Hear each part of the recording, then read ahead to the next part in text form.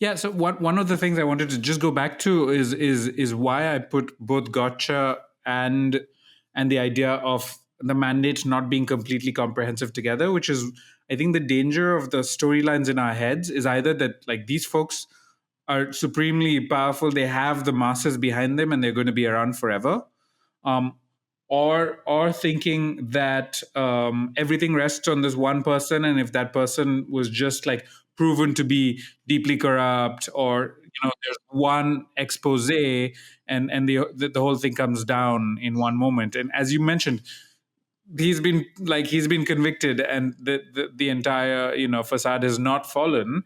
But at the same time, it's important not to assume that as a result he's Teflon and he's going to be around forever. As we learned with Modi, that it didn't. Modi ultimately is dented this year without some major reveals, some major expose, but just the sort of shoe leather politics and maybe just anti-incumbency after a while.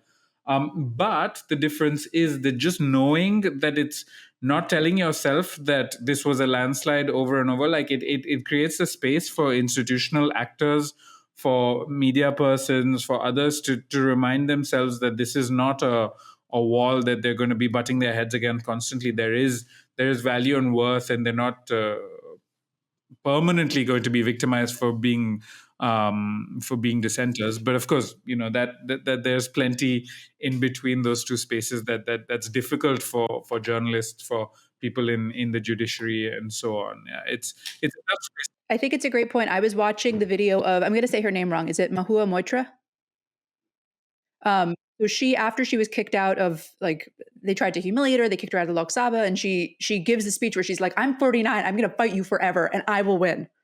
And she did. She won her election. And I think that's something that, I think rather than rushing to blame trans children or to say, oh, we're too woke, or, oh, we need to like self-flagellate, or, I think Democrats should be keeping that energy right now. Like, you're 78, I'm going to see the end of you.